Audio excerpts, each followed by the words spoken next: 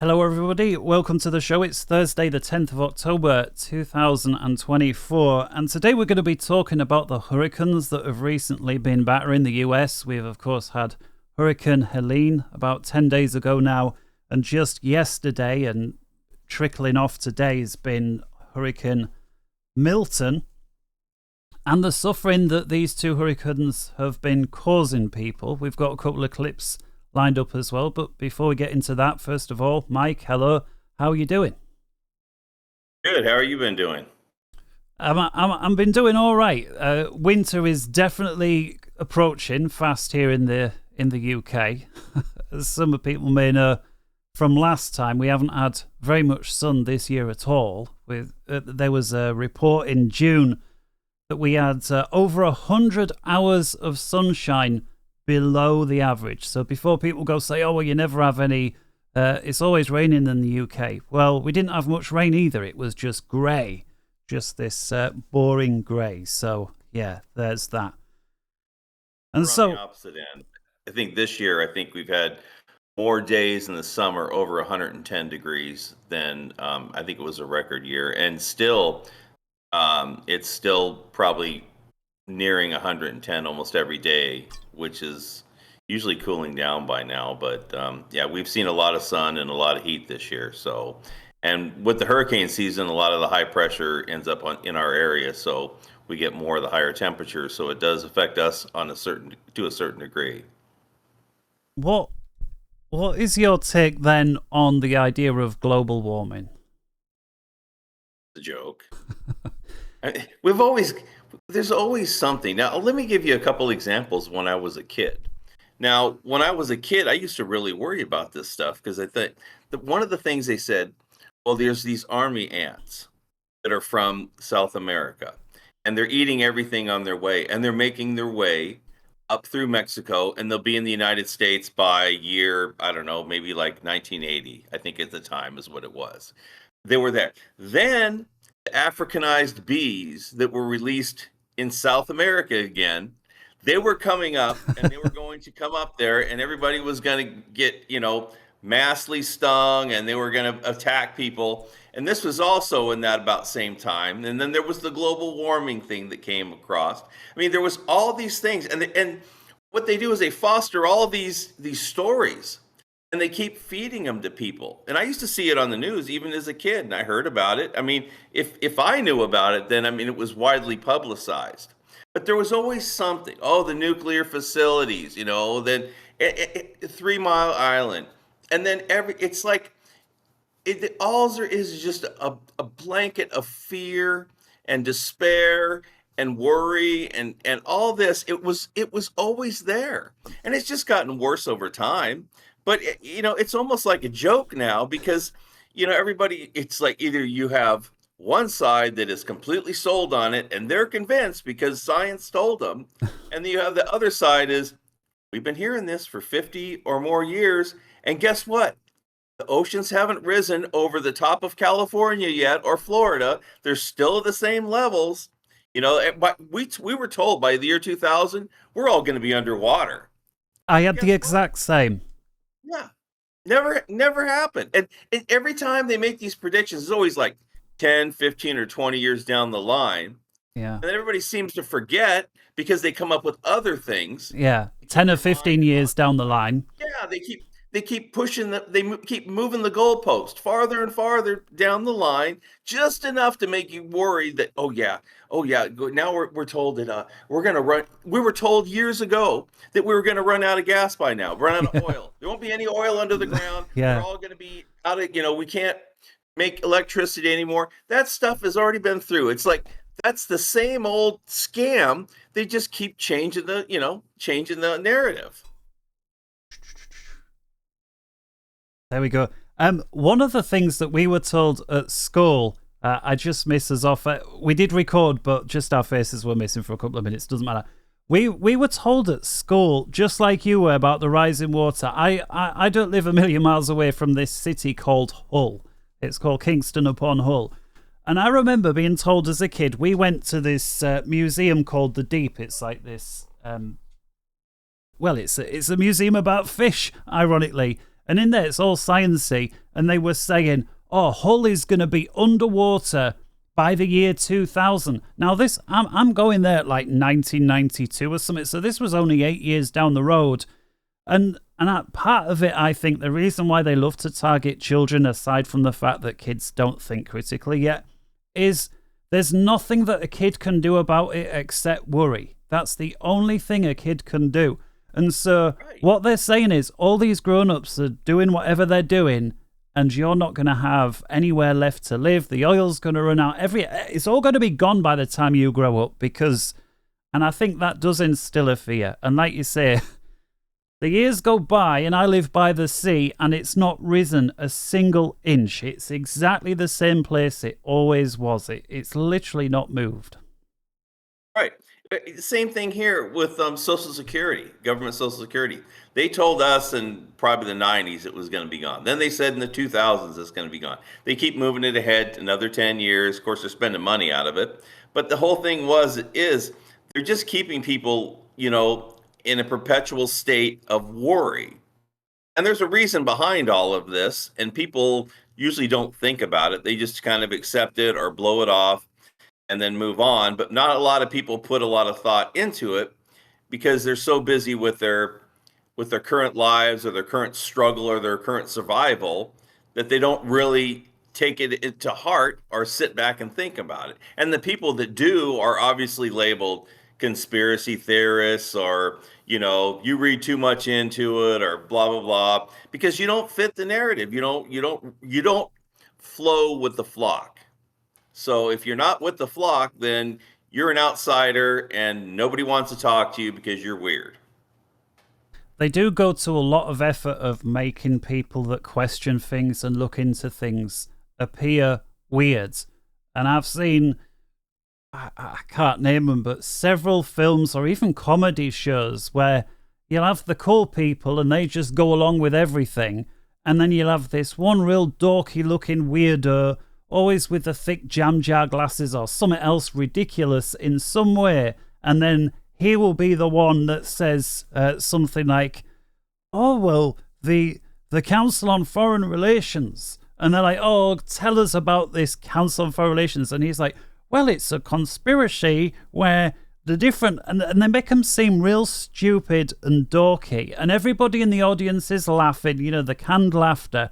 And you realise they're telling you exactly what's going on, but dressing it up as something that's ridiculous. And everybody's just laughing like it's a big joke. Well, I directly compare it to this. I directly compare it to elementary school. That's the same childish games that are played. If you don't fit in, you're not one of the group, so you get alienated. Or if you say something that's not socially acceptable or widely accepted, you're weird. What they're doing is they're playing elementary schoolyard games on you.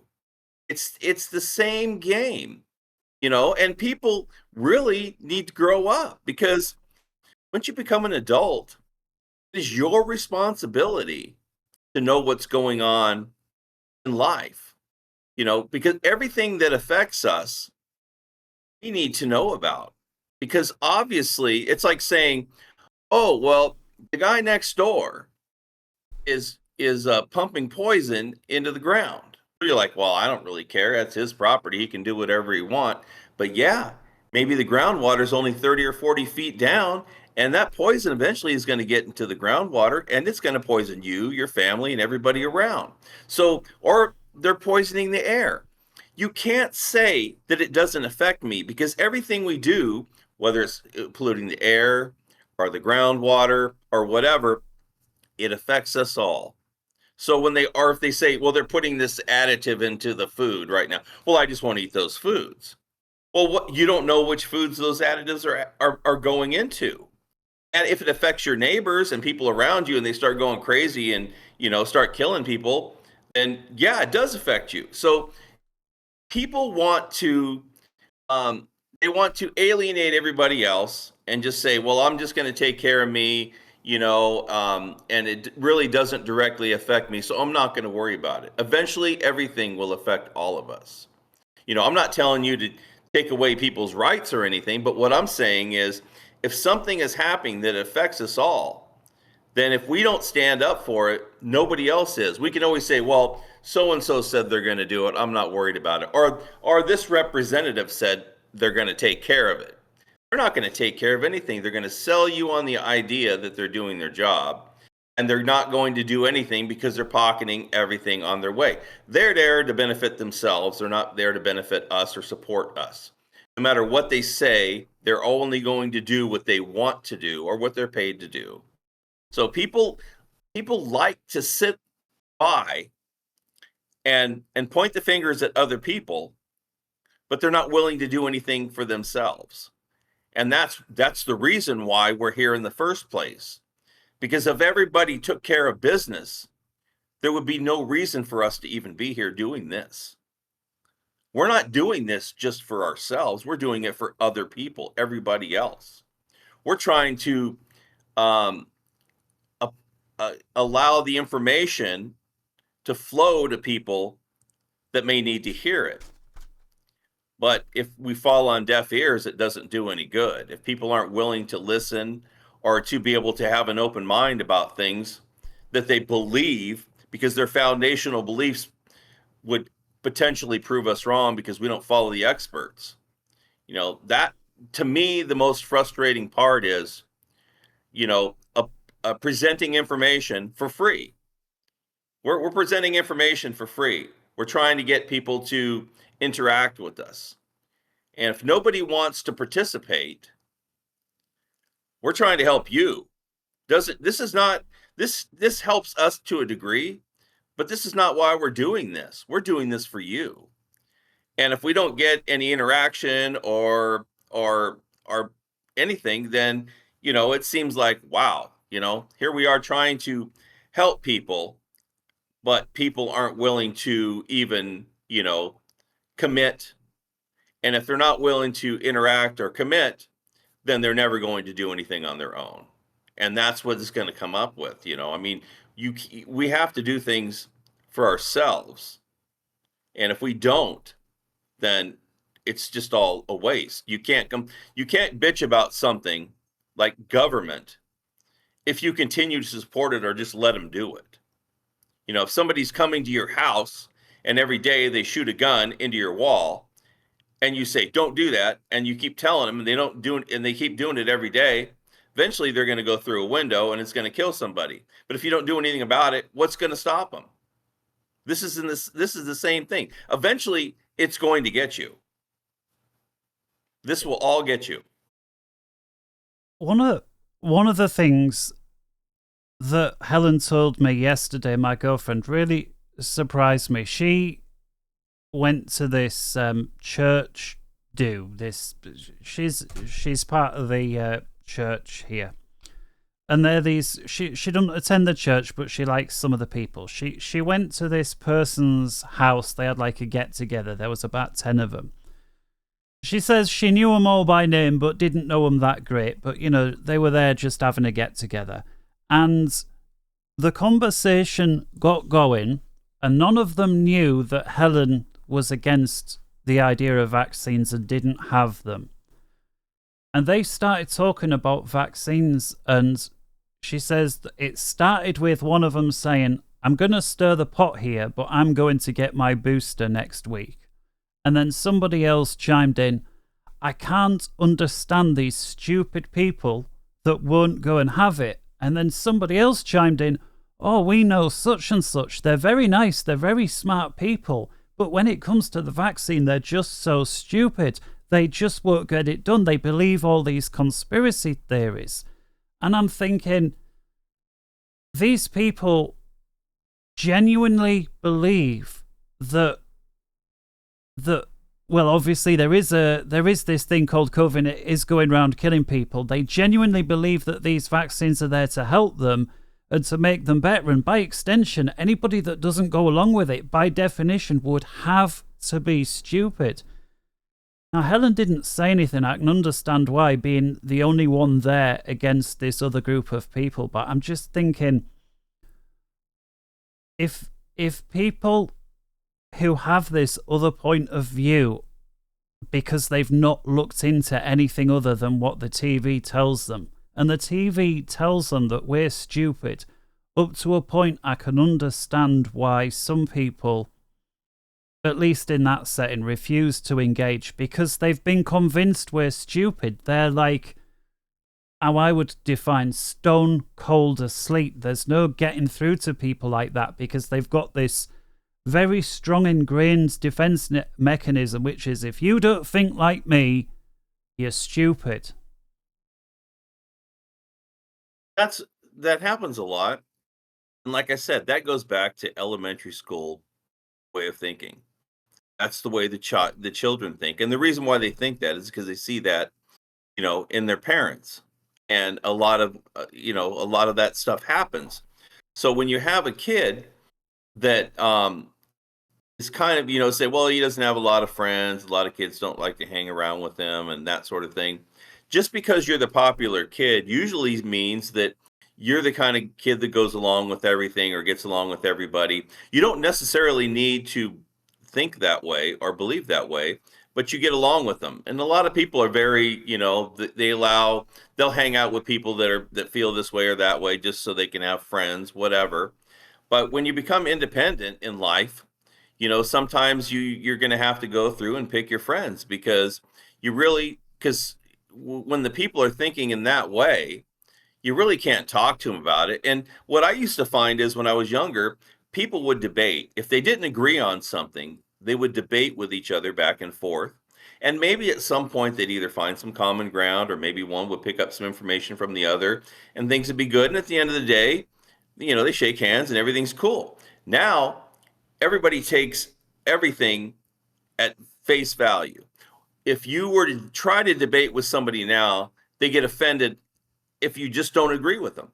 They just get immediately pissed off. They don't know how to debate anymore. People don't know how to listen to somebody and then state their case and then let somebody else state their case and then you talk about it. No.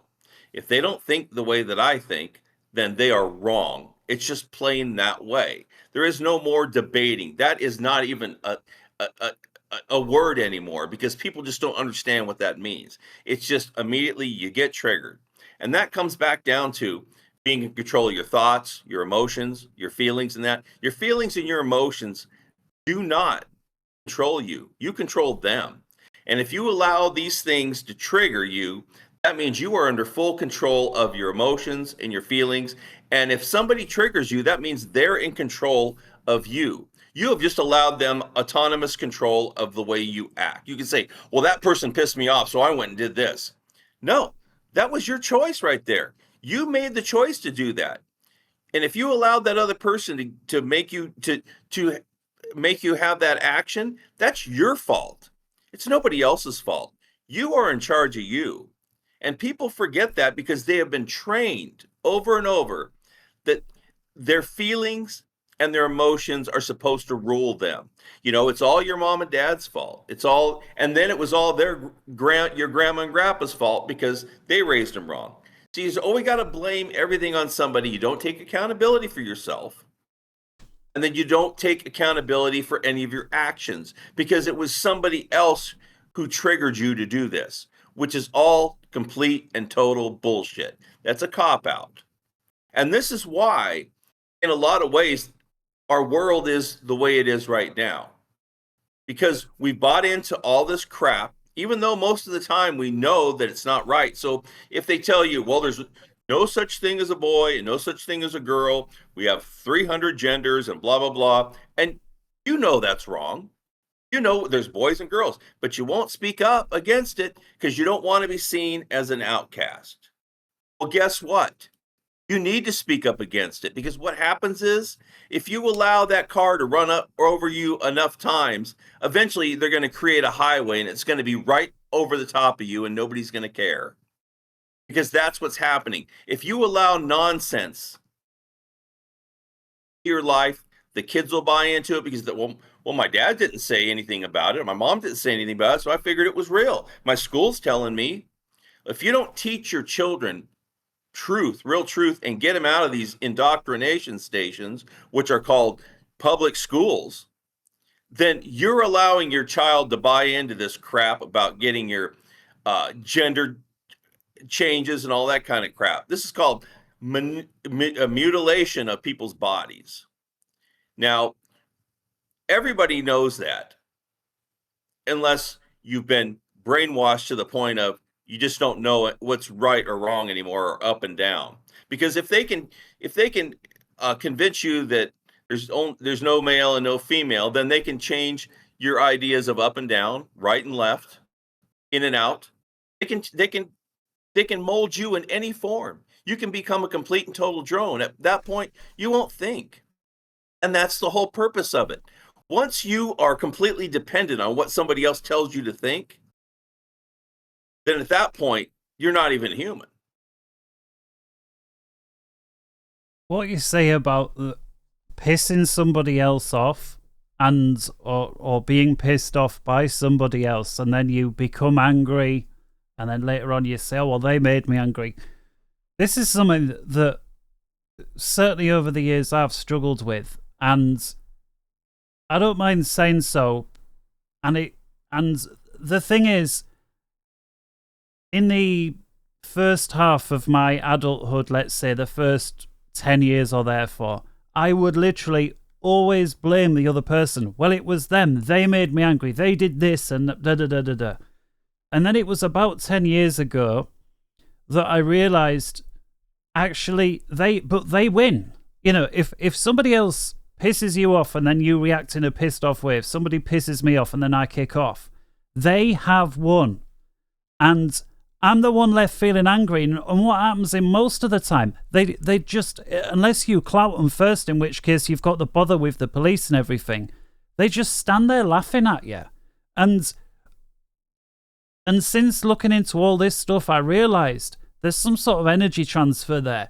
When they're laughing at you, it's like you've got all this negative energy that is really unpleasant, and let's call it anger, frustration, whatever it might be. And as they're looking at you laughing, that energy is somehow going across, but they don't receive it as a negative. They're getting off on it. And it's when I noticed that whole thing taking place, I realized, yeah, this is all down to me to try and change. And it's been, it's been a difficult journey, because I wasn't taught what I needed to as a kid. And I met a lot of people like that. Now, some of these people, it's not just an excuse of, oh, well, I wasn't brought up right, therefore that's why I am how I am.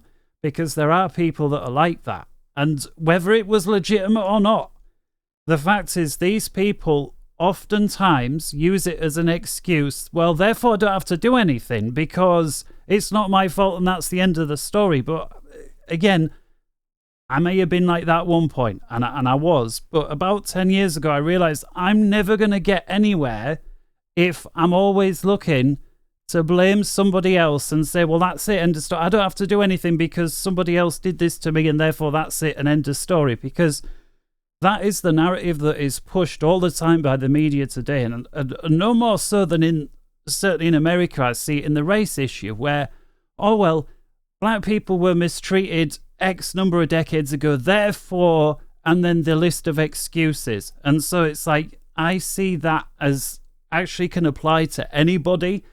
But you've got to say, right, well, you either choose to live at that point as a victim, where it's like, I had this bad thing done to me, therefore I don't behave quite right, therefore end of story. Or, okay, these bad things were done to me. Yes, I'm not perfect as a consequence, but I'm going to try and improve. Because if you don't, you like you say, you've just lost. And not only have you lost, you develop this victim mentality that these bad things have happened to you and there's nothing you can do about it, and so there. And I don't think that's right.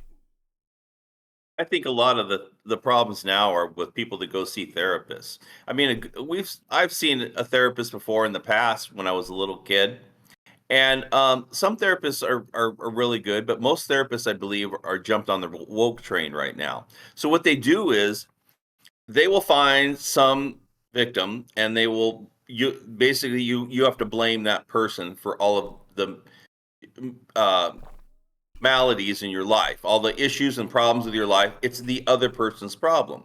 You always have to project your issues on somebody else because it can never be your fault. It's got to be somebody else's fault. In reality, no, it's you have to deal with the issues you have. Now, Yeah. for me, my thing is I can debate all day long, but if somebody gets to the point where they're just ready to blow, I can walk away and and let things cool down, and because I can see that some people just can't function that way. And that's the thing that you need to be able to understand about yourself. If you start getting all riled up, then you just need to walk away and cool down and think about what you're doing. And that's why I tell people when you live in lucidity, which means always be aware of what's going on in your life. Once your mouth sometimes starts going and your brain is so far back and it's not paying attention to what's really going on, you're not looking at the other person and reading them.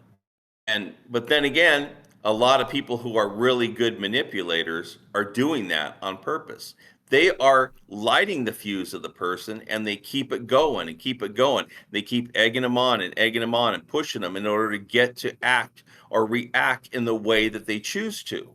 And that's what a lot of the people, like representatives and stuff like that, they tell you what you want to hear. They do all what you want to tell you, what's going on. But then when it comes down to it, and then you say, hey, well, you say, well, you didn't do this, you didn't do this.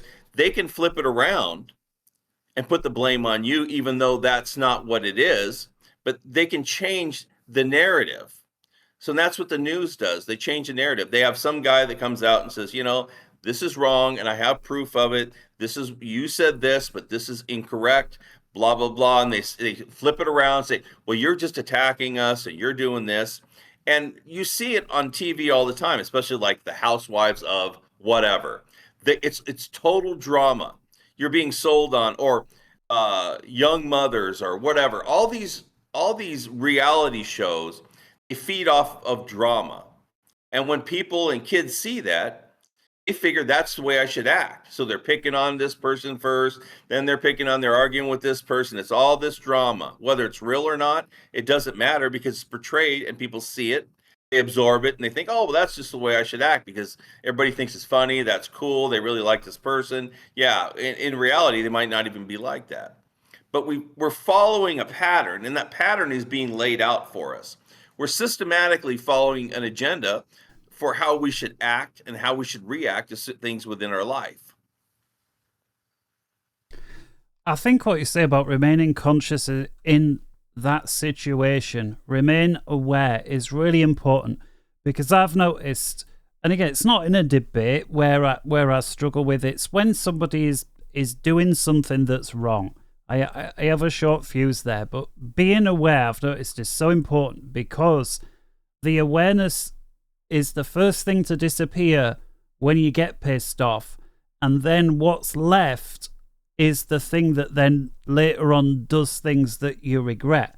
And people, like you say, who are expert manipulators in that, who egg people on to cause that, is very effective. And you'll probably, I'm sure a lot of Americans are aware, there is this passive aggressive behavior in many upper middle class British people, and they are masters at it, where they stay completely calm, they don't raise their voice, they don't say any bad words, but they talk in such a condescending way while they're looking at you with a smile, especially when women do it. There is a knack to it, and it drives the other person insane unless you realize what is going on. Now, if you realize what's going on, you can stop it in its tracks, because you say, oh, I see what you're doing here.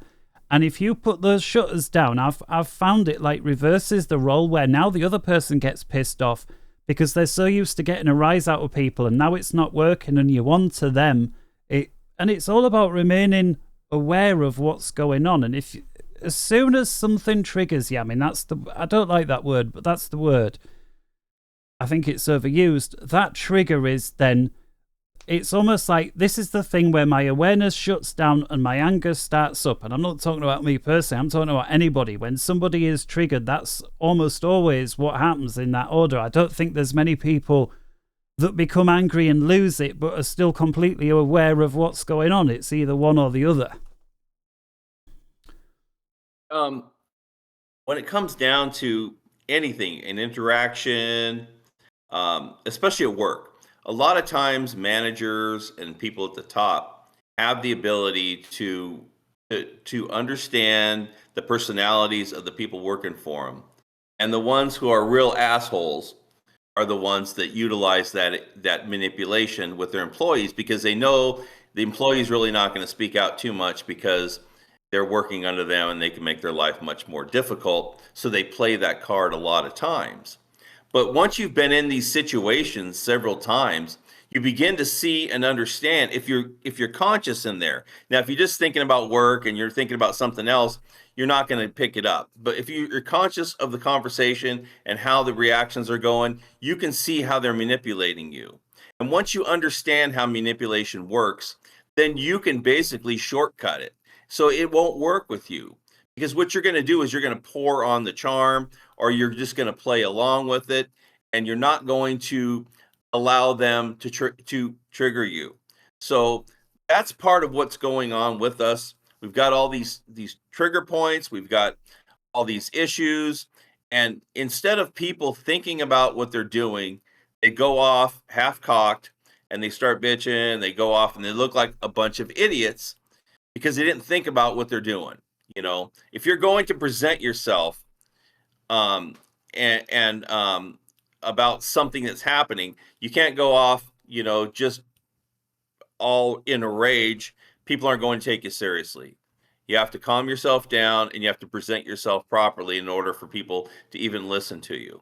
And even if you have all the information and you've got yourself composed, doesn't mean people will listen to you, because then we go back to the foundational beliefs and people are so stuck with them, they won't veer anywhere off of them, because they think that, what they believe is right and what everybody else believes is wrong because somebody else says so. And they have all of the links and all of the government agencies to back them up. All right, well, yeah, and that's unfortunate, and the system exploits that. But we're just through half an hour, Mike, so I think we should get a start with what we were here to talk about today. So I'm going to start with the Biden clip. So I'm just going to play that for everybody. I'm sure many people have seen it, but some won't have. So I'll be back with you in a sec, Mike, once it's finished. In Hawaii, I want to reiterate that appreciation today. I also convened my entire cabinet as part of a whole of government response. And that response is to increase the number and intensity of the extreme weather events and be wary we're going to use all the resources available to the government to do it. Nobody can deny the impact of climate crisis. At least nobody intelligent can deny the impact of the climate crisis anymore. All right, there we go. So as quick as that. So that was a clip of Biden saying that they were going to bring all the resources of government that he has available to increase the frequency and intensity of these bad weather events. And of course, there will be people saying, well, he misspoke. He didn't really mean what he said. And then he caps it off with, it blames it all on climate change. So what do you have to say about that, Mike? Did he misspeak, or was there something else going on? With him, it's really hard to say about anything, but usually I think he probably has something in his ear, and that's what he's saying, and what he's saying is what he means.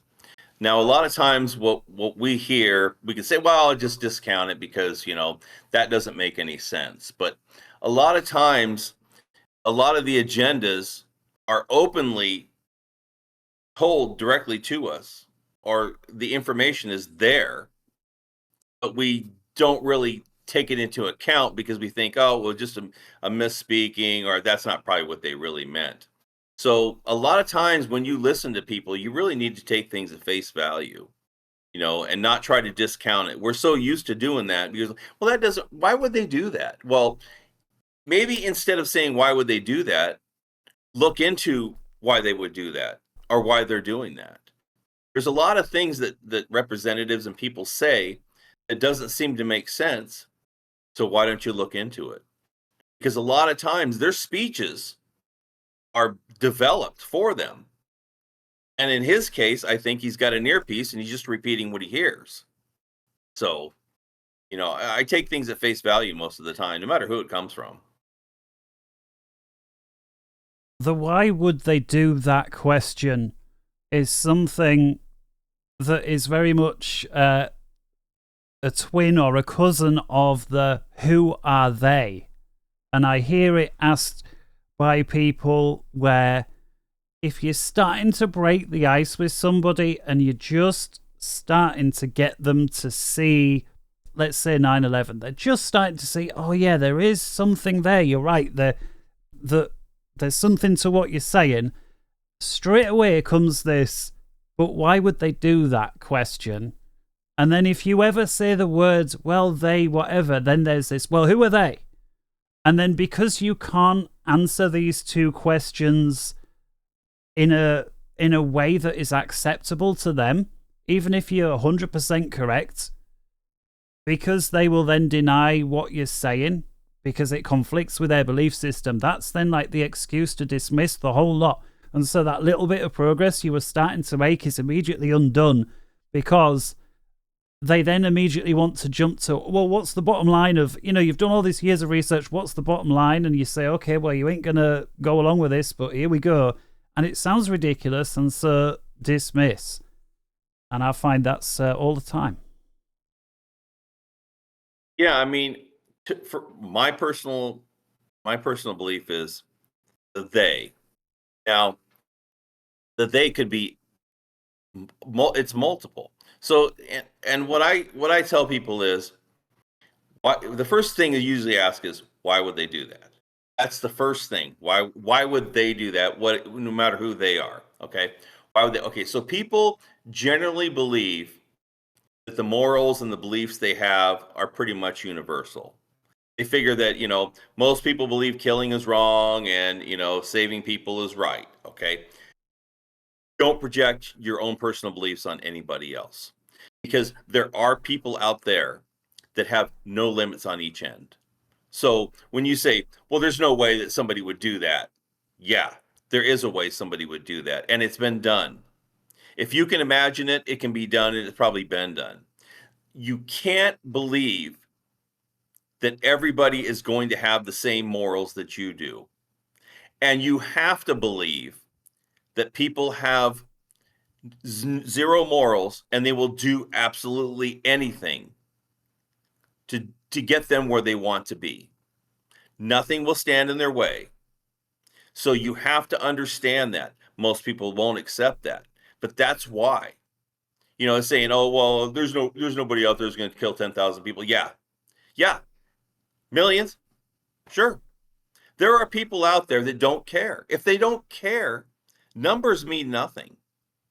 Numbers are just an instrument. Numbers are just something on a piece of paper. That doesn't have anything to do with it.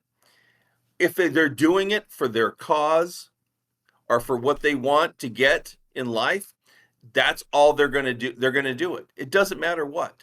And sometimes people that you would believe that wouldn't be that way are that way. So first of all, you have to understand there are no limitations when it comes to what people will do. Some people, not everybody. But you have to understand that first. Now, when it comes to the we, does it really matter? Does it really matter if there's 1, 500, 10,000, 100,000? Even if you knew who they all were, it wouldn't matter. No. It's not going to help you in your cause. And it's like, it's almost as if they because the media's so used to pointing a finger and saying that is who it is, that's who's, and it's almost as if people can't do that, then they don't, it's almost like they can't process it because there's no... Right. Everybody name. Yeah, they want to have that guy to blame. They always want to have a certain person to blame. But you have to think about it this way. If you say, well, who are they? I'd say, well, you're probably one of them. Well, what do you mean? I don't do anything. Okay. All right. So let's put it in perspective. We are all guilty for the way the world is right now. Every single one of us, in a certain way, has some guilt. We have all assisted the agenda at some point in our life. Even if it was like somebody said, hey, you need to do this in order to keep your job, and you knew it was wrong, but you did it because you have to make a paycheck, okay? You've done it. Or if somebody told you and your family, well, you can't come into Walmart if you wear a mask. Well, I'm not wearing a mask. If you turn around and leave because you won't wear a mask, instead of standing up for it, then or you wear a mask, then you've helped along. You're helping the situation. You have to ask, am I standing up and am I being independent? Or am I laying down or getting on my knees? Now, every time you allow things to happen to you like that you don't agree with, you are contributing to the not betterment of our society. You are helping strip away your freedoms. Every time that you just go ahead and kneel when you don't think it's right or you don't want to, or give up just because you think, well, this is what I should do, or there's going to be something that's going to bite me in the ass on the other end. You just give in. Every time you give in, you're contributing every single time, and it's all of us. So if you want a they, look in the mirror, because at some point we've all contributed to this. We've all contributed to our own demise. It takes all of us for this agenda to become successful. We all have to contribute in order for it to be successful. If we all stood up against it, it would never happen. All right. Well, Mike, everybody's doing it. Well, here's another example I want to play where people have very clearly contributed to something, and this is going to be that second clip from Greg Reese, the Reese Report.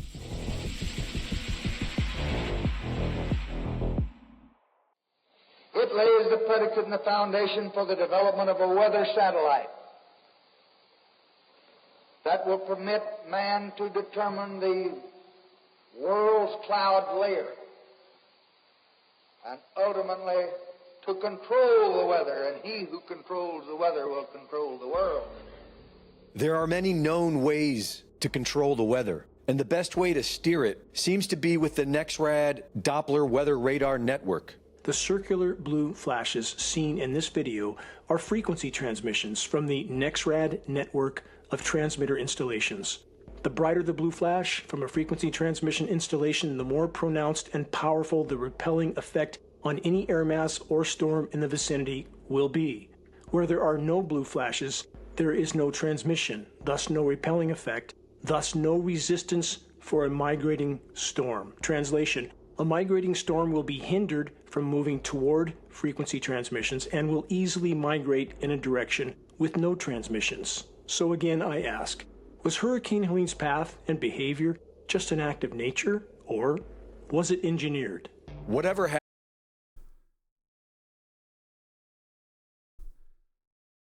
All right, so that was the first minute or so of the recent Greg Reese report, and he talks about, well, there were two clips there. There was the one with President Johnson, a clip from a long time ago, 50 or 60 years ago, talking about controlling the weather using satellites.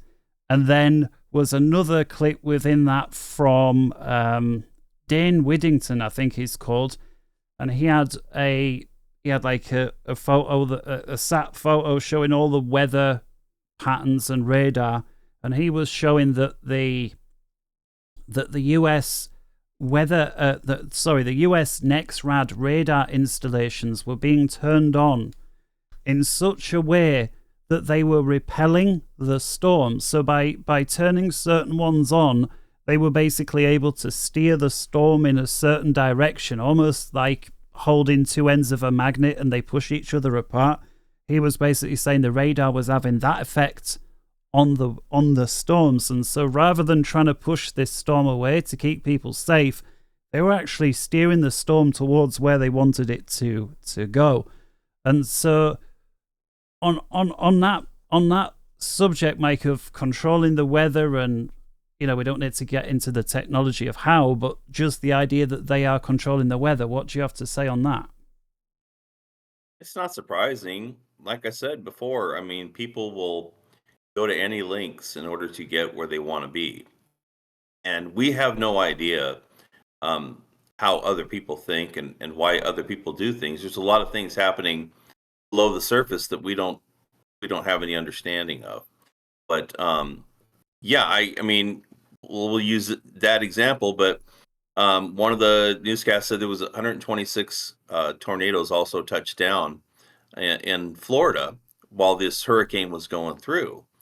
Now, I don't know that much about the weather systems, and I don't know how often tornadoes generally accompany a hurricane, but I think 126 touching down seems to be a bit excessive.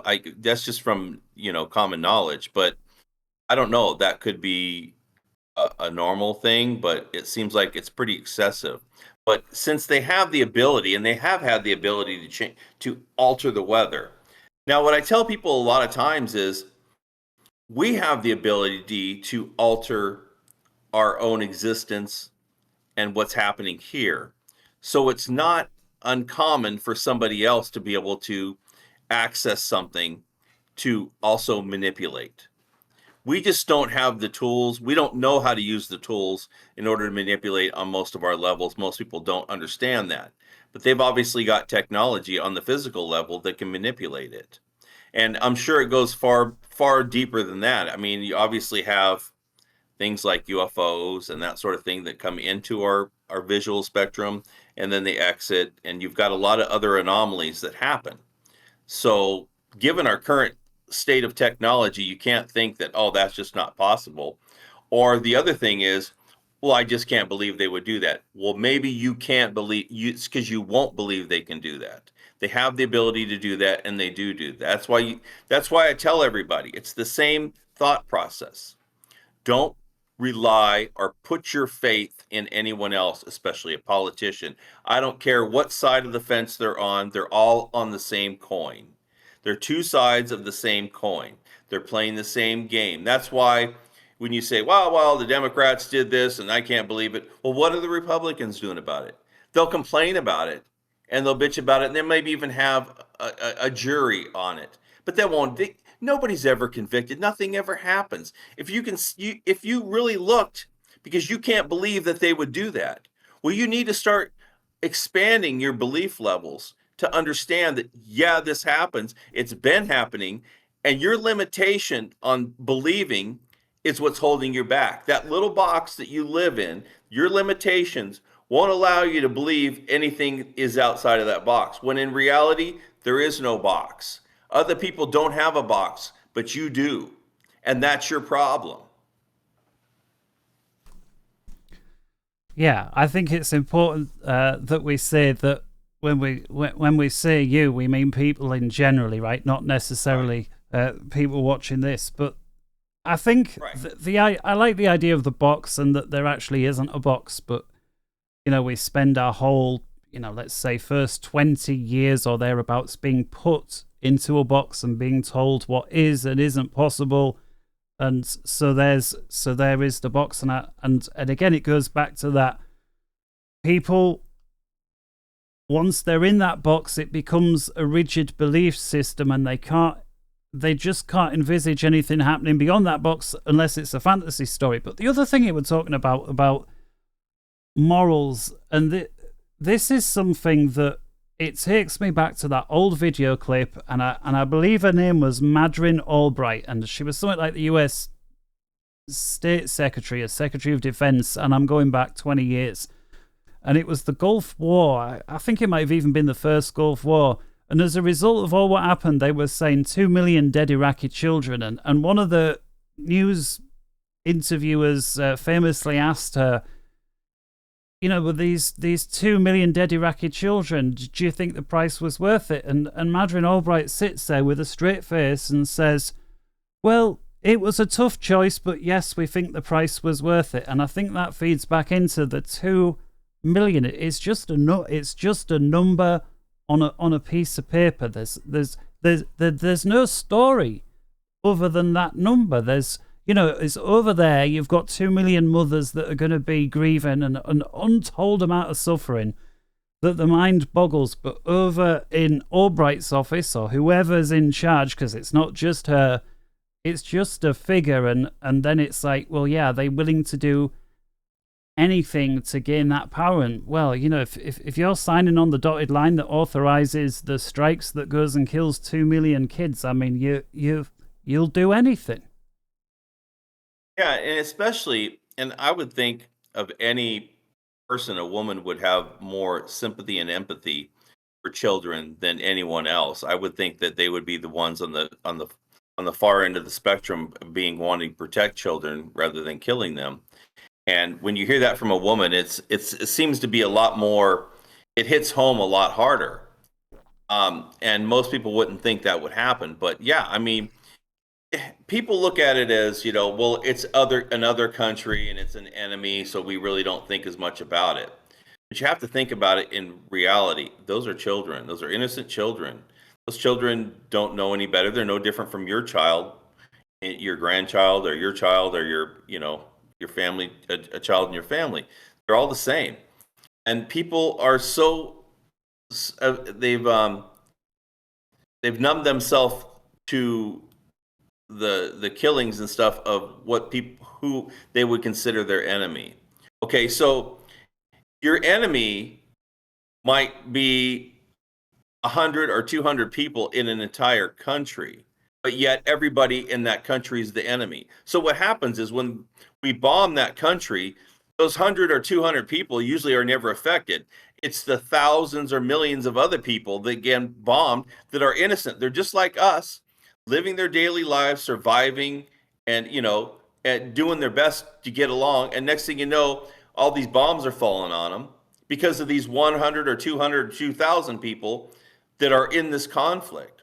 So we're bombing innocent people in under the cover of, yeah, we're trying to get these 2,000 or 200 people, and then we just accept it, and it happens all the time.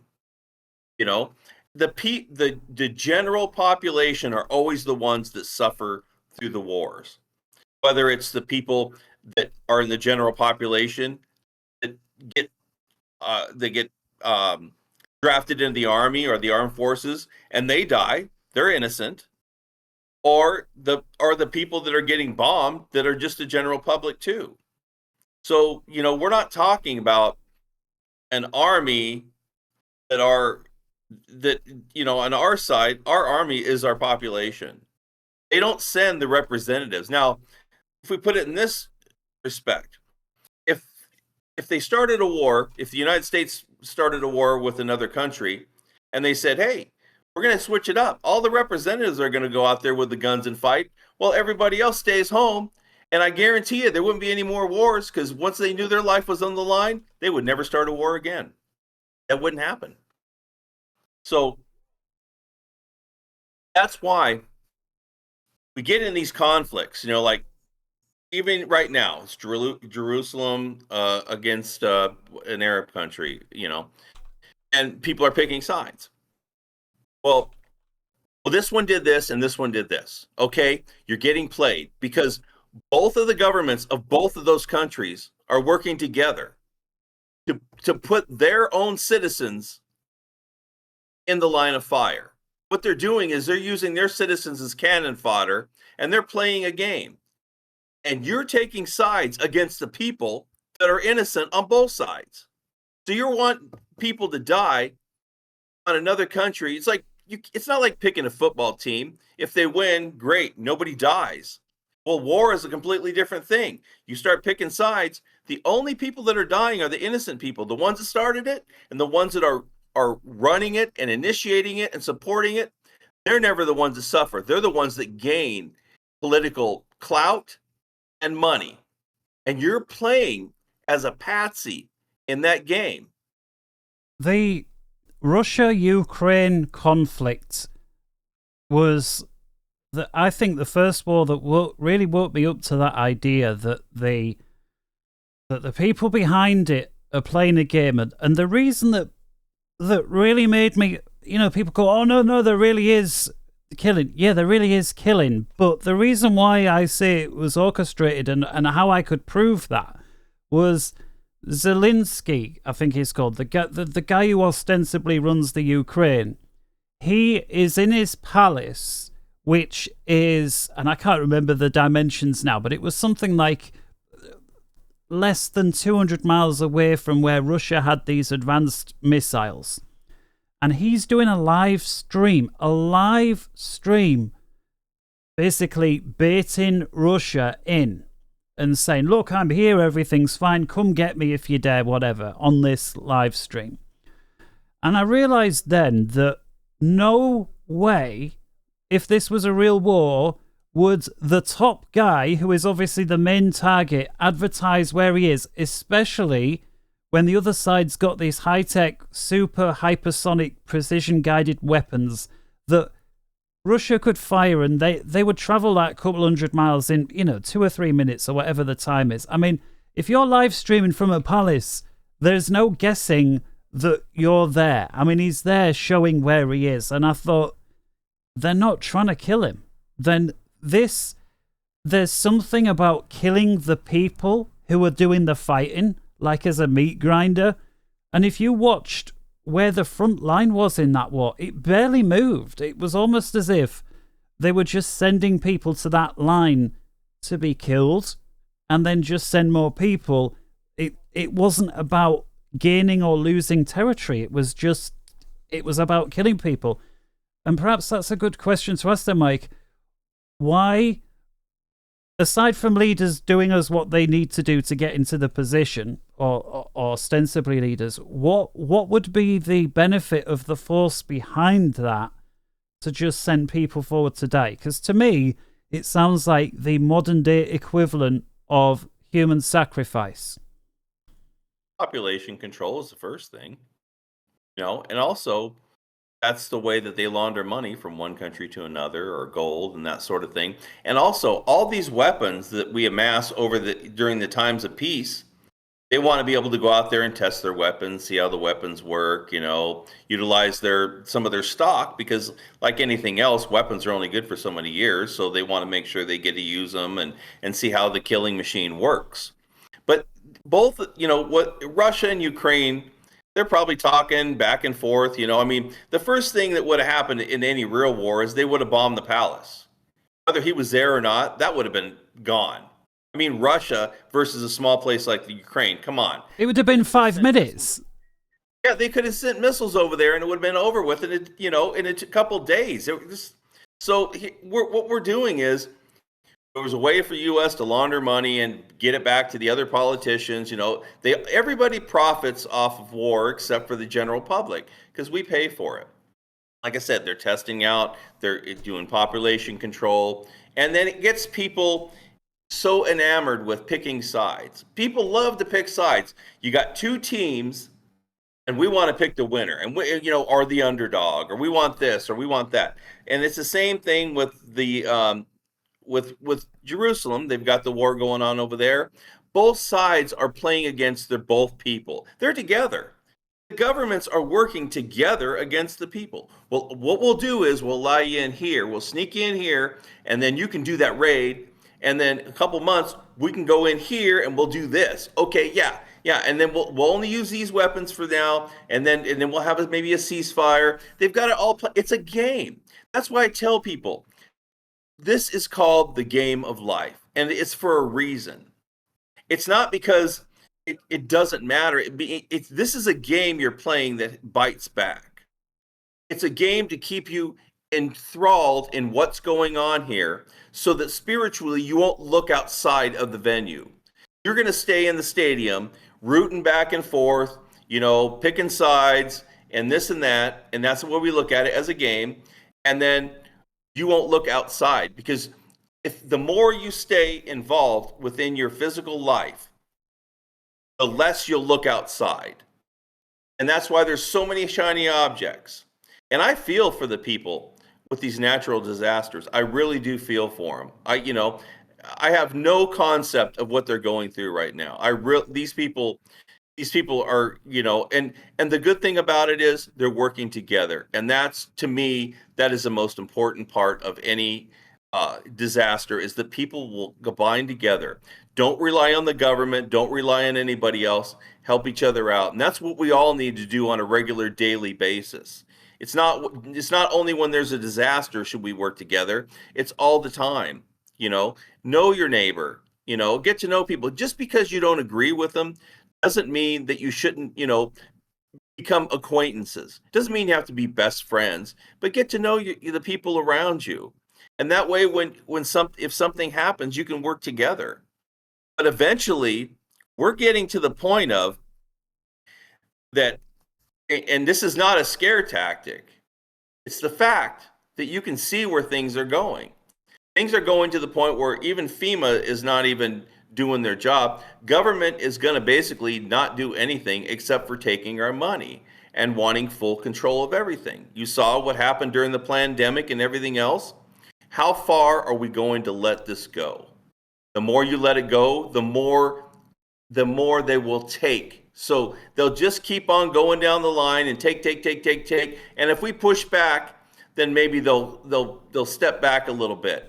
And if we keep pushing back, then they'll have to keep stepping back or try to call the shots. But the thing is, we're not on here just to talk. We're on here to let people know. If you open your eyes and you see what's going on now, then you see where it's going. And I'm not talking decades in the future. It's something that David Icke has often said, that once you know where this thing's going, when things happen day to day, you can see how each one of these things fits into place to basically nudge the entire thing towards where it's going. And one of the things you said about people helping each other out during a crisis, and that's what's going on now. And I've seen some of those reports where you even had civilians flying their own helicopters to try and save people or bring people deliveries because the government, for whatever reason, was stood down. It just weren't responding to certain areas. But there are other crises as well where, that's like we say ongoing. It seems like ongoing now, but there are things that happen right in the moment. For example, let's say a young child falls off the harbour wall into the sea. You will have complete strangers that wouldn't normally speak to one another, not think twice about taking their shoes off and jumping in that cold water in order to save that child. And I wanted to ask, mate, what changes during a crisis that suddenly makes people put all their differences aside, no matter what they might be, and they just, without any agreement to do so, they just all of a sudden meld together and help one another? What do you think that is?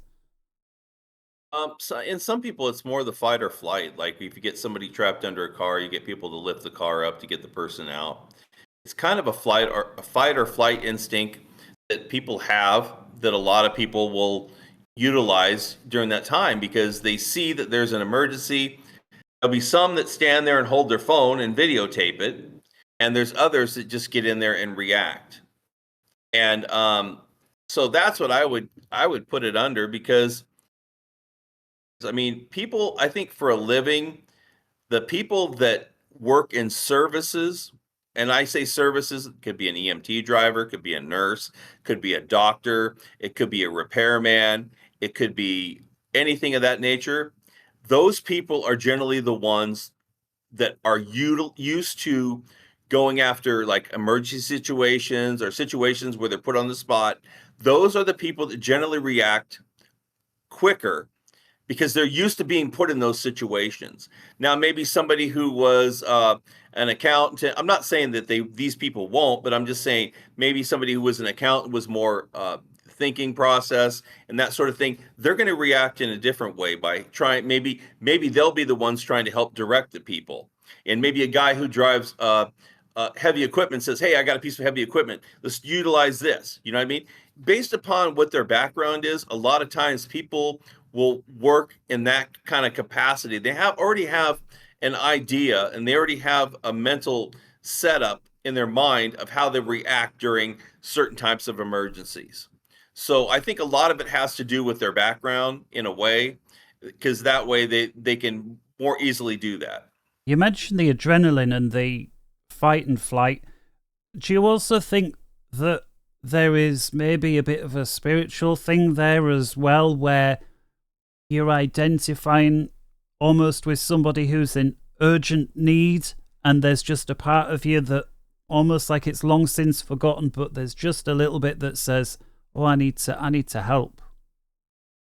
I mean, yeah, we can't discount anything spiritual, because we are spiritual beings. So yeah, I mean, there's always things that are happening beyond our comprehension that are going on in the background all the time. So I mean, yeah, that probably definitely has some effect on us. So but it's really hard to measure anything if you don't really see it on a regular basis. Now, you can compare it to things like you walk into a room and it feels like, there's a lot of anxiety because people don't get along. Or if you walk into a room, there's a lot of excitement. It could be an exchange of energy like that when somebody's really fearing or are in need of help. He's probably emitting some type of energy. And I'm sure we also connect with that as well. And then we utilize our skills and our mindset in those skill bases in order to react to that. I mean, if somebody's used to reacting to service calls and emergencies and stuff like that, they're going to be more in tune with getting on it immediately and starting the process. Almost second nature. Right, exactly. Yeah. I mean, if there's somebody who's even a lifeguard, the lifeguard is going to react without even thinking, So there was one thing you said before about, just to go back to the idea of war, and it really reminded me of this clip, and I don't know if you've ever seen it. It blew up on the internet a few years ago. I was trying to think of his name, and I looked it up. Ed Earhart, and he was talking about his experiences in the Vietnam War, and the question basically was, well, where are all these bad guys coming from? Who are the bad guys? And he said, and it was very profound, he said, if there was a town and these were just people trying to get on with their lives, they didn't care one way or the other. These are people just living day to day, going out hunting, trying to get enough food for the little village. That was it. He said if they wanted to turn, this is the powers that be, wanted to turn that village into the enemy, all they had to do was let a Marine platoon walk through that village.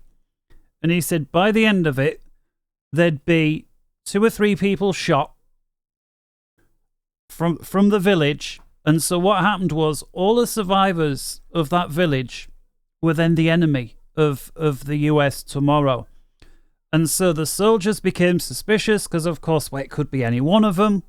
So when they interrogated them and roughed them up a bit, there was always a chance that a gun might go off. And so right away, almost like I forgot what the name, where it spreads out. So you kill one guy, and then, of course, got all their family and friends. And so by killing the one guy, it's like you've created 5 enemies or 10 more enemies. Right.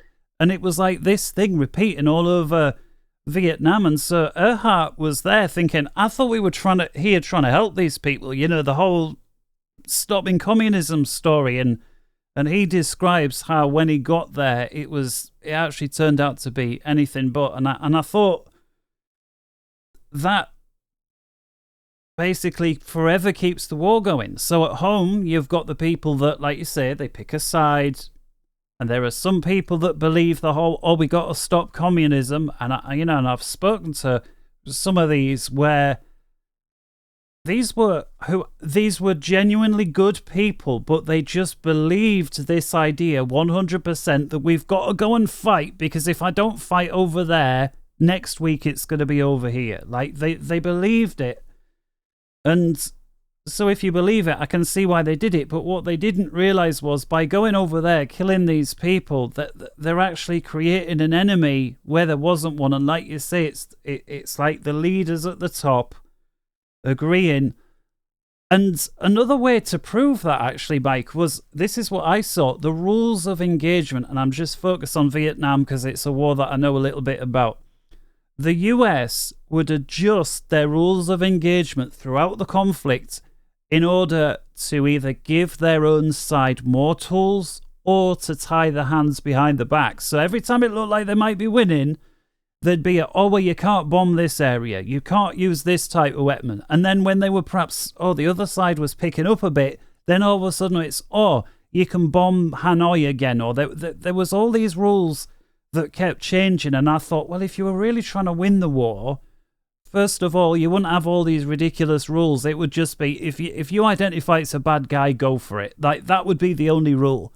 And so by having all these rules, and there were people in the Vietnam conflict who saw this and realized that the higher-ups were working against them. Now, they always wrote it off as, it's because the people in government are stupid. They don't know what they're doing. And you're thinking, no, it's a bit more than that. They're trying to keep the war going. And I think, whether we say, it's because they make money during war, both sides need supplying of weapons. And so there's that. There's all the money laundering. But I also think there's a huge part of human suffering in war. And you may say, you kill somebody, they're maybe not suffering anymore. Okay, but you've got the whole family and the relatives that are suffering. You've got the fear and anxiety of every night for all night, and you're hearing a rustle in the bushes and you're starting to see shadows. I mean, what must that do for your nerves? And you've got millions of people dealing with that. You've got people down in tunnels. I mean, how freaky would that be, going down a tunnel in Vietnam back in, in the middle of the 60s where, anywhere could be like a punji stick coming. And it's like all of this fear, both in the moment of the conflict and at home for the relatives on both sides, I think creates this huge supply of negative energy that the rulers of this world, and I'm not talking about the politicians, I'm talking about whoever it is that ultimately they all answer to, somehow feeds off that negative energy. And I think that's why it never solves any of our problems, because it needs people to constantly have problems so that we always either stress, worry, fear, anxiety, and it feeds off it. And I'm convinced, Mike, that that's what war is ultimately about. It's about creating a never-ending supply of death, fear, destruction, anxiety, and heartbreak. Because, I mean, that is a huge negative energy. I mean, you lose the love of your life, times everyone that happens to, that your son, your daughter, it's a never-ending supply. And I think that's why the leaders are in on it. And why usually when a war's all said and done, more often than not, the leaders on both sides go home. There's only like a few incidents where they actually then went and got the leader as well, if that's even legit. Well, let's put it this way. Say at the time, back in the 60s, that Vietnam was a large corporation, okay? So you've got maybe 100 managers that are running the company, and they're communist, right? And say you got 10,000 workers in the warehouse. They're only following orders because they need the job.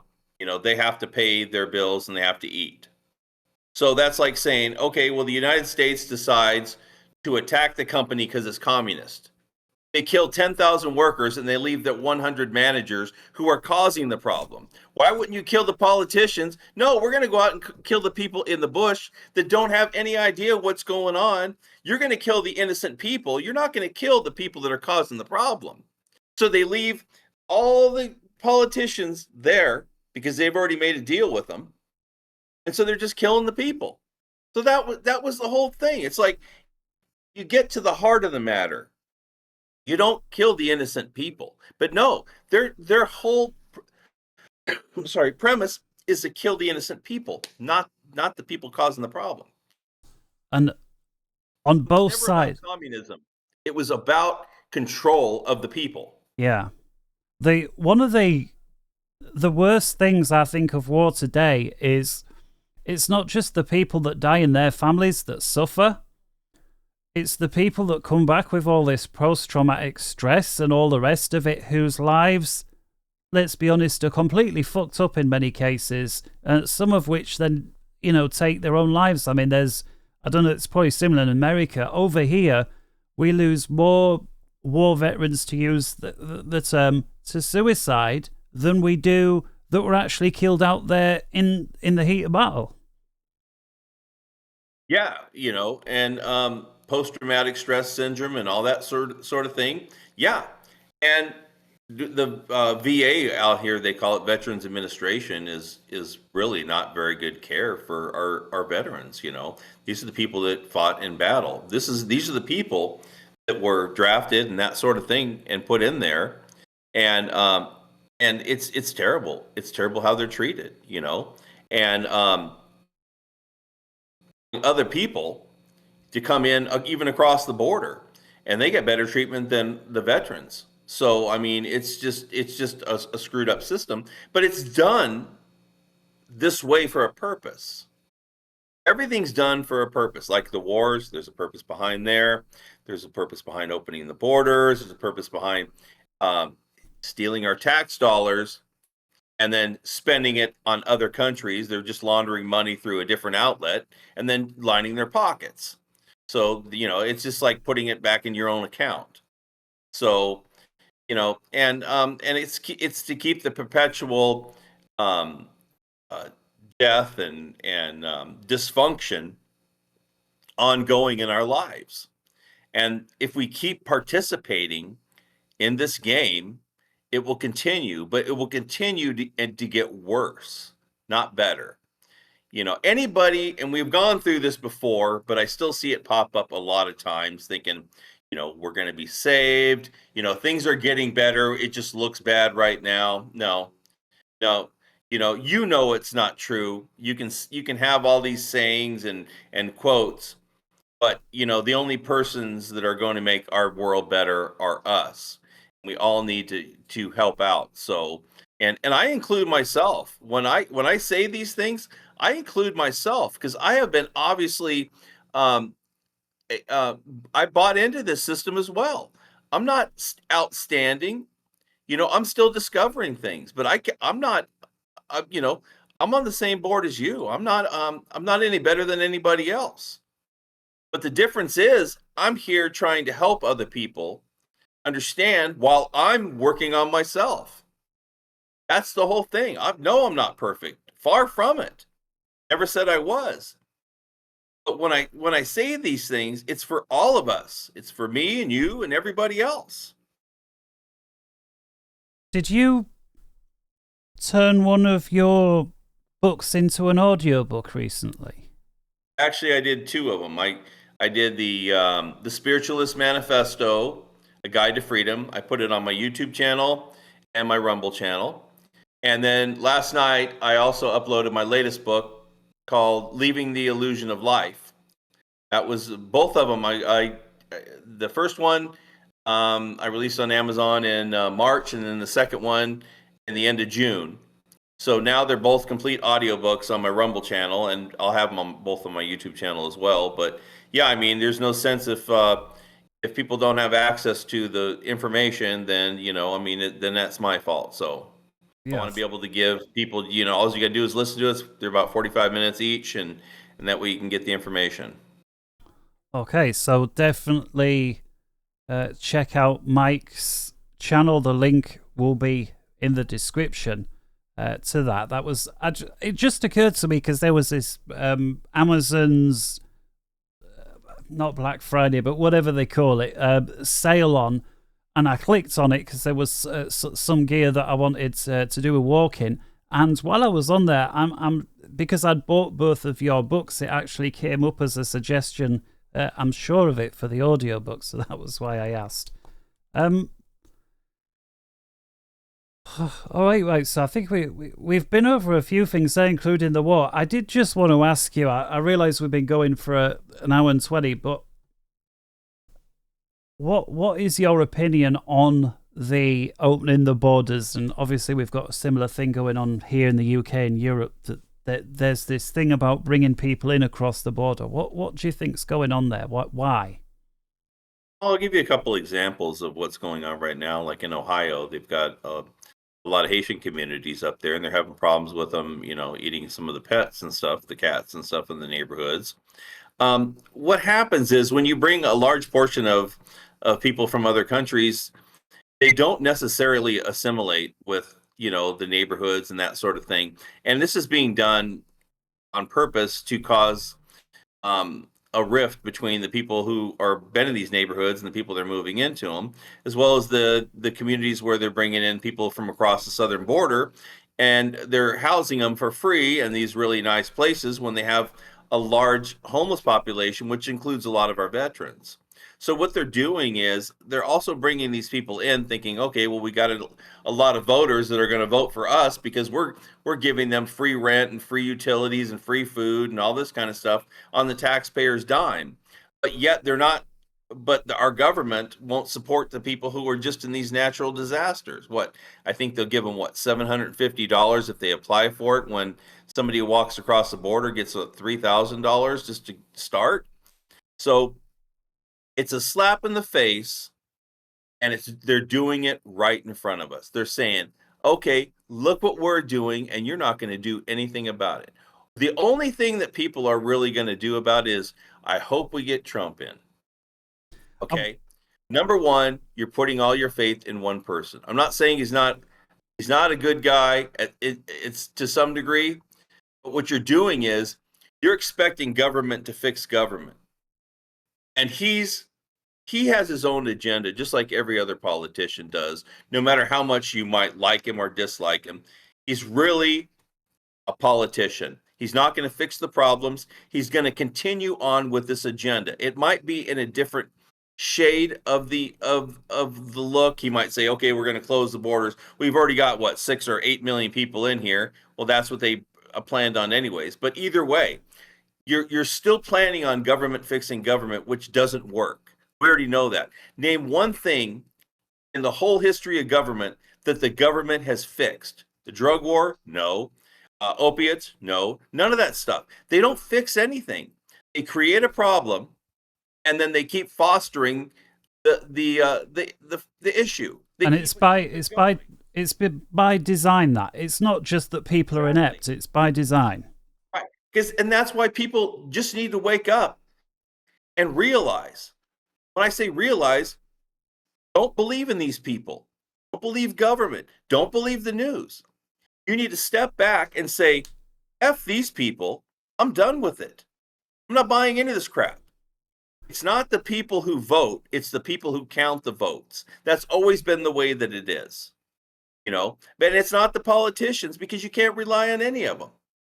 So if you know none of them are trustworthy, and you don't have a problem with it. But if you can be lied to over and over and over and over again. You just keep falling back into that same hole. And whose fault is that? It's your own. Where I live in England is a predominantly white area, and by predominant I mean it's 99%. But there are other areas where white people are the minority.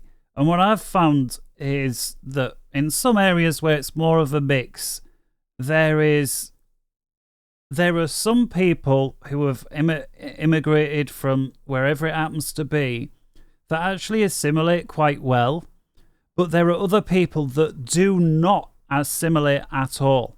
And one example of that is we've got a city called Bradford, and it's almost entirely Indians and Pakistanis that live there, to the point where the other people that live there all moved away, because you're walking down the road and you don't hear English anymore. You don't see anybody that looks like you anymore, and these people leave. So when you hear all this frankly BS about integration and assimilation, and that it's only true in some cases. And as well, what I've found is that you'll get a bus load of these people from places like Bradford where they're all the exact same culture. So let's say that it's a bus full of Indians. and they will come over here because I live by the sea for the day, and they will be in large groups, but all together. So they'll be, and there's like a family, because they have big families, right? There's like a family of 10 there, there's a family of 12 there, and they'll be on these little like circles in the beach. There'll be a group there, and then collectively there might be like 20 groups, and they're all in the same overall area of the beach. You don't see one of them separating. You don't see any white people separating to go in. It is a complete division. There is no integration whatsoever in many cases. But on from that then, Mike, why would a government want to bring people in who it knows, perhaps like those Haitians that you were talking about eating the pets? Why would it want to bring people in that it knows? They obviously talk bullshit. Oh, it's going to benefit the economy and it's going to bring jobs, the usual claptrap. But, everybody knows that isn't true. So why would it bring them in if the only thing that I can possibly see it does is it is going to take resources away from other people that need it, such as the accident relief. It's going to cause a rift in the community, and it's going to drain away other problems in the locality as well. I mean, when these people need to visit the doctors or whatever, I mean, there's going to be interpreters and all sorts, and I imagine all of that is going to be paid for by the taxpayer. So why would the leaders want to bring them in? It's to remove you from your comfort zone and familiarity. So if your town around you is changing, constantly changing, you won't feel that comfort and that familiarity that you once had, because everything is changing around you. And usually you'll move or move somewhere else. People always think if moving is going to be the answer. I'll move away from this. I'll move away from this. Eventually it's everywhere. But that's the thing. It's to uproot you from, if you say if you had a Catholic community, everything was predominantly Catholic, your whole community was based upon that, and then they start breaking you up. They call it block busting. What they'll do is they'll move other people in there, and then they'll start, buying homes, and then pretty soon your community that you felt was a close-knit Catholic community is all changed. And they've been doing that for many, many hundreds of years, and they'll change that so people don't feel as comfortable, or they don't know as many people, and the people that are moving in don't really want to know them. They don't even speak the same language, so they feel, so that way it breaks up large communities. So when people are usually together in a well-connected community, they want to break that up because they don't want people standing up in mass, large portions of the society to stand up in mass, because that way, if they break it up, then they'll have small groups to deal with. So that's one of the factors of it. And the fact that taking you out of your comfort zone, you're not familiar with your town anymore, you don't feel as, comfortable. And yeah, there's a whole lot of things. A lot of what happens to us is more psychological than it is anything else. And that's what everything is based upon, what's going on with us on a daily basis. It's psychological operation to put you out of your comfort zone, to add another level of stress on your survival. So it's like they just keep piling on more and more onto us, whether it's higher prices, you pay more for food, your insurance goes up, the cost of water goes up, your sewer goes up, your property taxes go up, your mortgage goes up. It's just constant. Gas goes up. They want to keep you in a constant state of survival. If you're in a state of mass survival, then you won't have time to think. You won't have time to reflect on other things that are beyond the game. It's all about keeping you in this bubble. They want to keep you in that bubble. They want to keep you in that box of limitation. And by creating all this pressure on you, they keep you here, focused here all the time. That's what I was just going to ask you. That was going to be my follow-up. So I would argue, and this is the way I see it, that the my ultimate goal is eventually to be able to get out of this matrix, right? Escape the matrix. Although while I'm here, I'm trying to help not just myself and others do the same, like yourself. I believe there are two things. We've got to try and prevent things getting any worse here in the first instance while we are here, but ultimately the goal would be to escape. And I'm wondering whether the people really behind, or well, say people, the entities who are really running the things, their goal ultimately must be to keep us trapped here, because that's what they seem to be doing.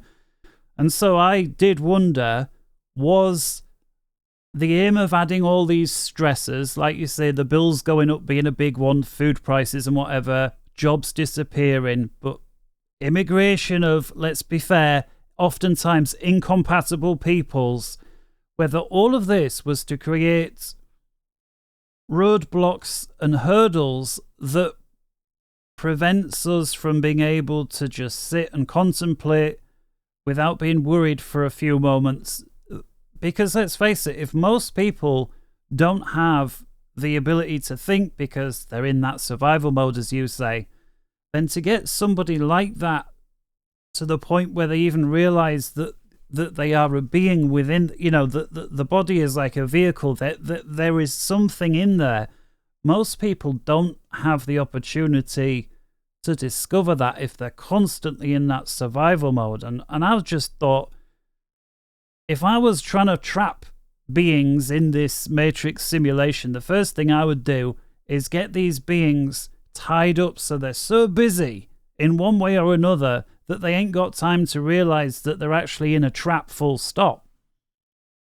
Yeah, that's the pressure. I mean, that's the reason why all these outside things in our lives are putting pressure on us to keep us focused, because you're obviously want to feed yourself and your family. You want to be able to pay your car insurance. You want to be able to put gas in your car so you can go to work. It all keeps you hyper focused on your daily grind, because if you have time and you're comfortable and you don't have any worries, then you can do what you want and go pursue other interests. And it was I think that different people respond more to different kinds of stresses and pressures and shiny objects, as we say. So if somebody's going to run the rat race and go all out because they want that bigger car and bigger house, then that person's already taken care of, but not everybody goes for that. So it's almost as if they think, right, well, we need to think of some other things to distract those people. So for the more simple-minded people, we'll have celebrities, and this celebrity said this, and now that celebrity is going out with another celebrity, and so there's a few more. And it's almost as if, as some people are starting to withdraw from that and realize that's all nonsense. It's almost as if they've gone, we need to think of something else here, because there's some people that aren't responding to that anymore. And I think immigration is from a system point of view, a really clever card to play, because it affects people that previously might not have been. Yeah, well, I said in my last book, I kind of addressed this. It's almost like no matter what way we go or we think or try to get out of it, it seems like they're prepared, they've got it covered already. And I don't think this is their first time, or second time, or 50th, or 100th, or 1000th time putting people through this, because we don't know our past history. Everything, for maybe 100 or 200 years, and then before that, it's kind of like we don't really have much except for some books and stuff, and we don't know which information is actually true. But I think over maybe hundreds or tens or thousands of years, this is they've done this over and over to society. They get to a certain degree, they shut it down, and then they start over from ground zero. They build it back up. They get people technologically trained or whatever. Then they get them connected, and they shut it down. It's a big game. So I think they've done this so many times that they have a system of automation set up that, okay, you do this, you do this, you do this, this happens. They know what to expect from us. And the only way that we have even a chance of being able to combat this system while here still is through being unconventional, because the only way that you can combat something that kind of is like an AI, an advanced AI program, is to think beyond the parameters of what most people have done before, or think beyond the parameters of even the program would even try to consider. So that's what my personal feeling is. I've tried a couple things, and those things were thwarted pretty quickly, and I kind of expected it. But sometimes if you don't try the obvious, then if you don't try it, then it's your fault for not going for it. But I did try it, and it caught on really quickly. So yeah, this is not something new. I think it's, like I said, I think it's something that's been done many, many, many times over eons of generations. And the only way, true way to get out of it is through, when we're out of this, when we're off of this, physical life, but we still have to deal with it while we're here. And that's the problem. That's the problem most people don't even want to face, let alone try to pursue. Yeah, I completely agree. I think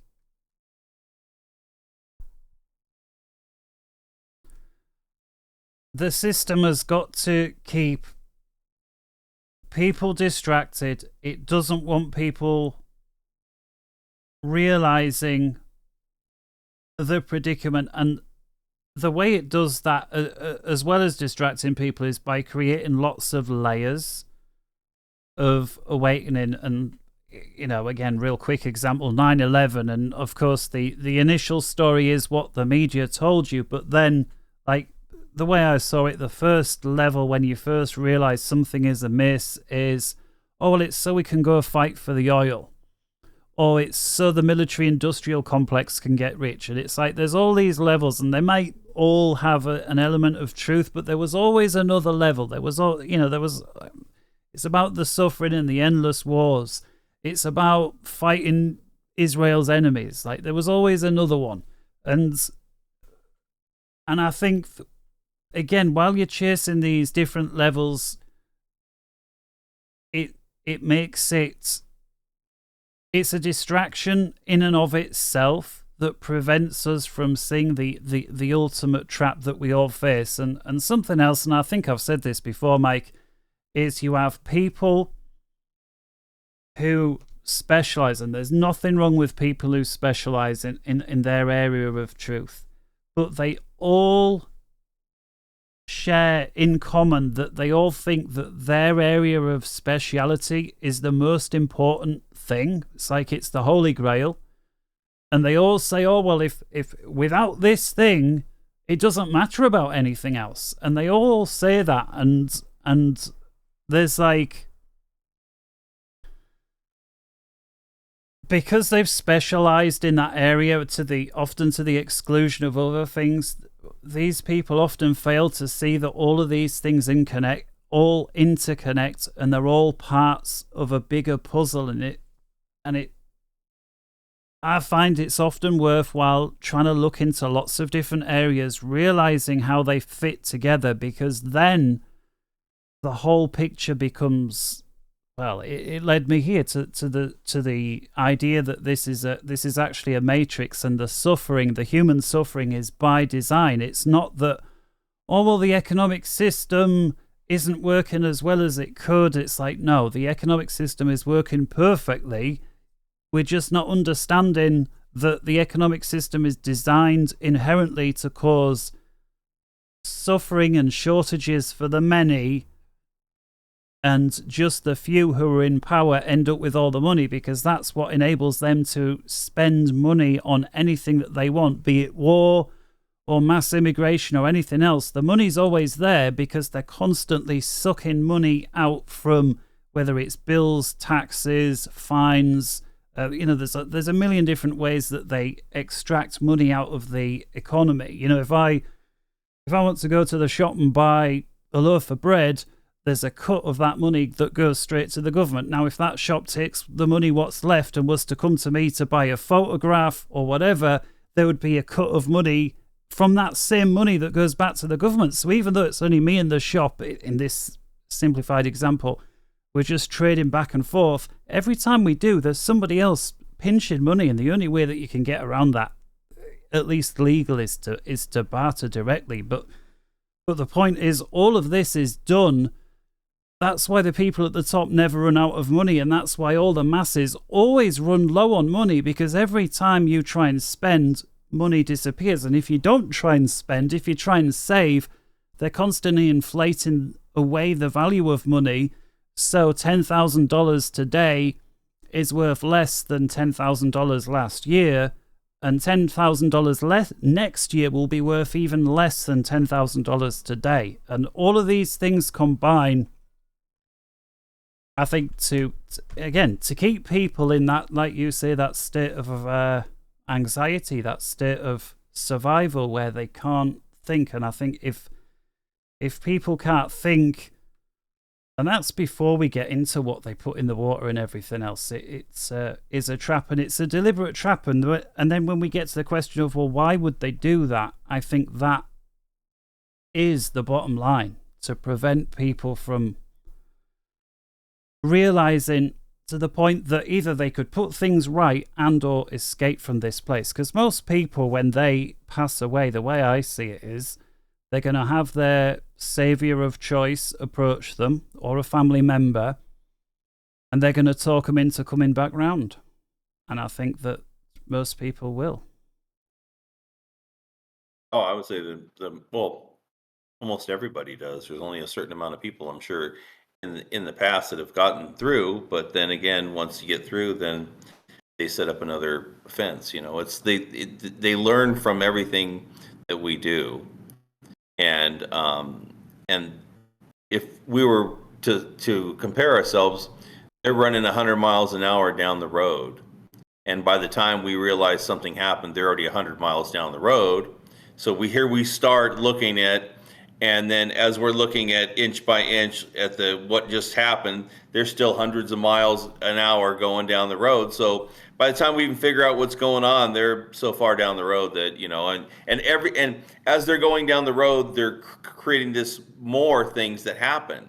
So it's just like, you're not going to catch them.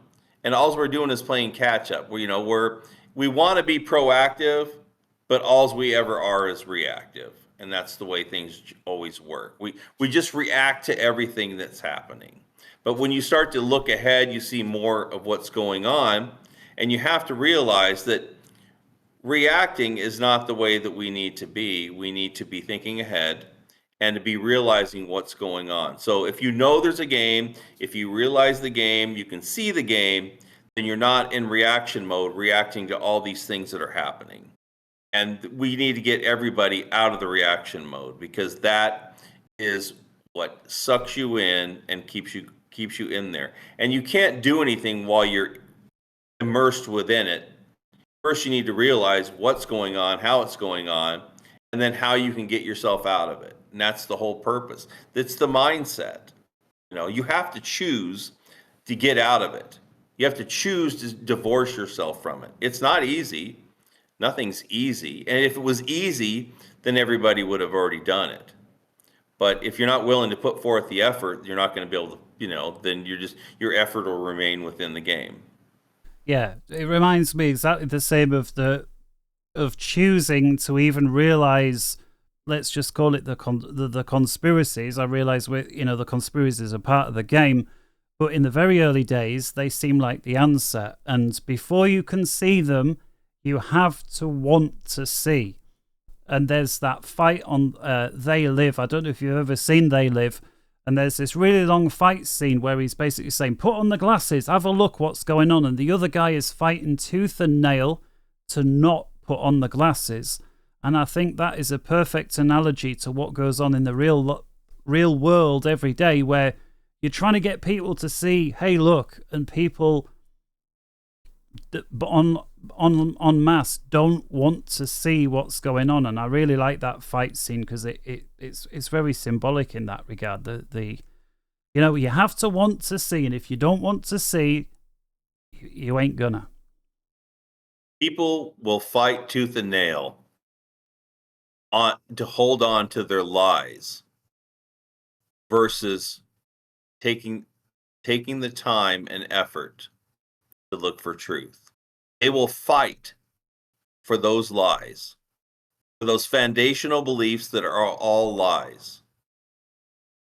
So we see that a lot, and people just don't want to see anything else. And that's their choice. But hopefully we'll be getting to people that are on the fence, or at least want to open their mind, or people that, I'm sure a lot of the people that listen are probably people that already have an open mind, which is great. There's just not enough of us right now. Yeah, we definitely need more people, and again, it's the whole thing's a process. Like I said, it's not like you're asleep one day and awake the next. It's a very gradual thing, and I've always been about trying to get somebody from here and moving them to here, and if you're there, trying to get somebody to there, and I count myself in that. You know, every year I'm always learning, I don't know, 1,000 new things, and some of those help me along that way. So unless there's anything else, Mike.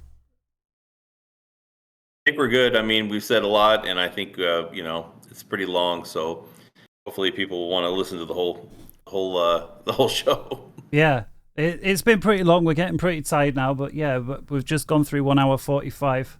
All right, well, it's been great talking to you again, Mike. Great catching up, and I'm sure we'll do it again soon. So, yep.